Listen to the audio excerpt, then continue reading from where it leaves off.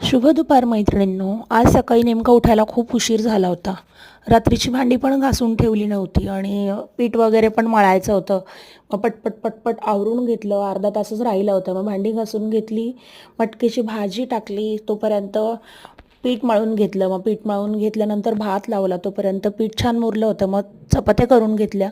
कारण कसं होतं, उठायला उशीर झाला की यांना ऑफिसला जायला उशीर होतो. ऑफिसला जायला उशीर झाला की साहजिकच मला पण बोलणी खावी लागतात. मग म्हटलं चला आता काही ना काहीतरी करून द्यावं आपण, बाहेर उगीचच काहीतरी खाण्यापेक्षा आणि त्रास होण्यापेक्षा. कारण कसं असतं, घरात आपण जेव्हा बसून असतो कधीतरी एखाद्या वेळेस नाही खाल्लं तरी चालून जातं.